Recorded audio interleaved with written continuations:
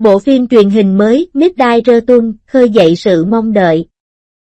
Và sự hợp tác giữa Hứa Khải và Điền Hy Vi đã tạo nên những tia lửa. Người đàn ông cự giải coi trọng gia đình. Midnight Return và Lin Jianxin được kỳ vọng sẽ là những bộ phim ăn khách. Và sự hợp tác giữa Hứa Khải và Điền Hy Vi, Bạch Lộ và Tăng Thuận Hy cũng rất thu hút sự chú ý. Bộ phim Phượng Hoàng Đài của Nhậm Gia Luân và Bành Tiểu Nhiên vẫn chưa được công chiếu. Trong khi bộ phim Như Cẩm Tú Cầu của Trương Uyển Nhi và Cảnh Điềm đang rất được mong đợi. Phim võ thuật đã trở lại và bộ phim Trúc Đình bên sông Hoài của Lưu Thi Thi và Trương Vân Long được đón nhận nồng nhiệt. Điểm nhấn của Midnight Return, Hứa Khải, Điền Hy Vi là hai anh chàng này diễn xuất quá tốt, thực sự khiến mọi người vui vẻ. Sức hút của các diễn viên, Hứa Diên Hy công lược y vài truyện Sở Kiều. Còn Điền Hy Vi nằm trong danh sách sao nữ sau 95 với Quý Cô. Hai người họ là một cặp và tia lửa đang bùng cháy, và họ đã nắm giữ vững chắc khán giả trẻ. Làm việc để đảm bảo sản xuất. Đạo diễn Lu Hariri, Emoiu Jungjiang và Igor Pinsetgo là bậc thầy về chiến tranh cảm xúc và nghệ thuật thị giác, và ông chắc chắn sẽ tạo ra những hình ảnh đẳng cấp. Lâm Giang Tiên, Bạch Lộ, Tăng Thuận Hy, ưu điểm, hai anh chàng này hát bài này hay đến nỗi khiến người ta muốn nhảy xuống nước và ngâm mình ngay lập tức. Hai anh chàng này thật tuyệt vời. Bạch Lộ đã cho ra mắt nhiều bộ phim truyền hình ăn khách liên tiếp và đơn giản là người dẫn đầu trong các bộ phim truyền hình, và sự nổi tiếng của Tăng Thuận Hy đã tăng vọt với Ghê Tháp Liên Hoa. Đây là lần đầu tiên hai người hợp tác với nhau, hỗ trợ nền tảng.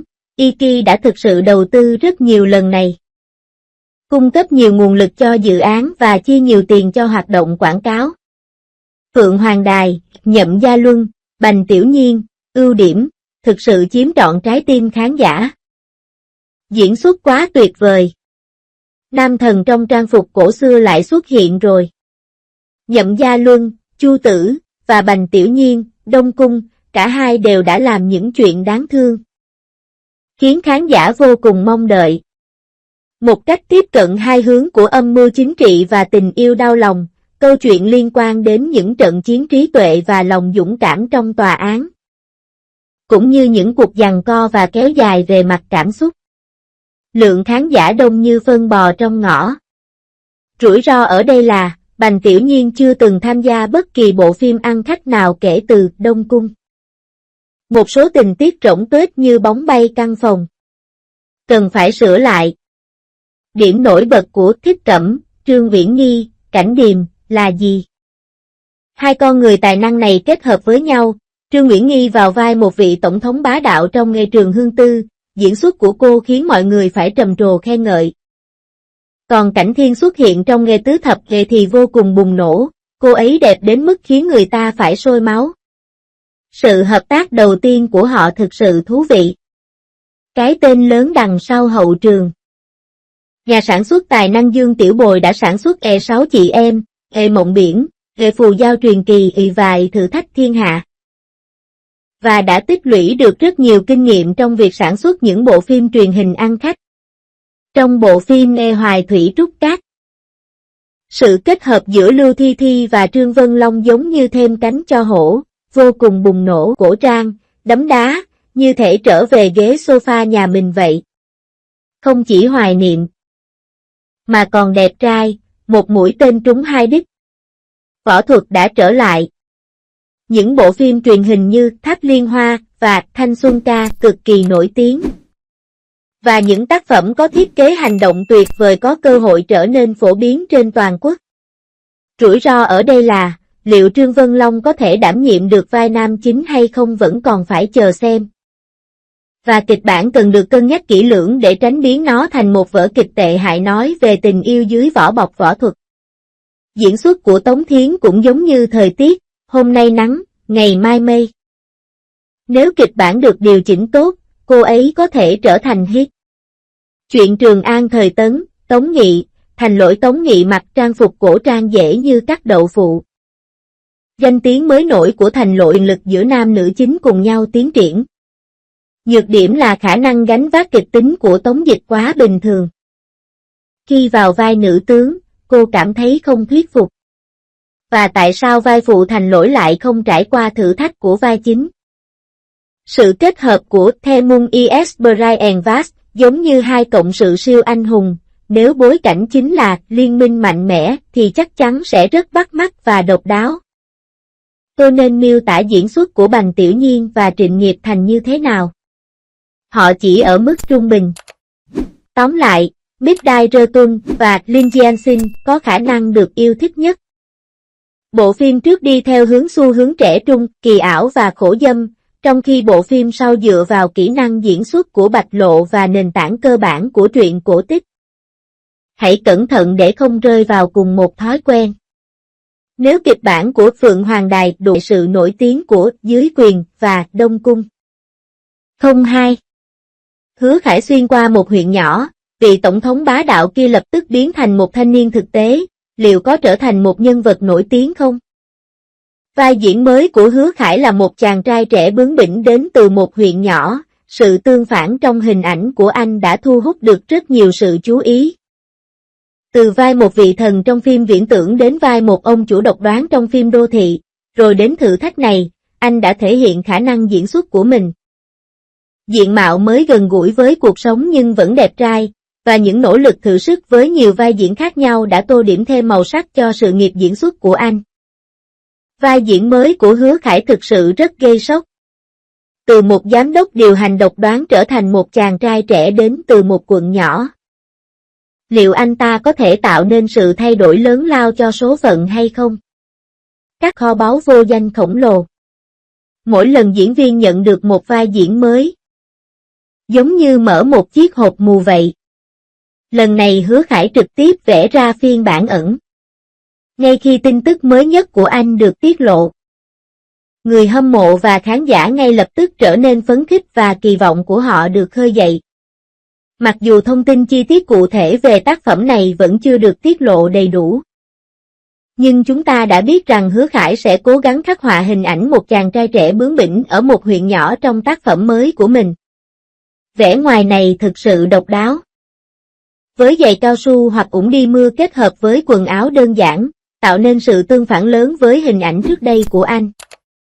Đạt được sự chuyển đổi xuyên biên giới và diễn giải những trải nghiệm cuộc sống phong phú và đầy màu sắc với sức mạnh mạnh mẽ.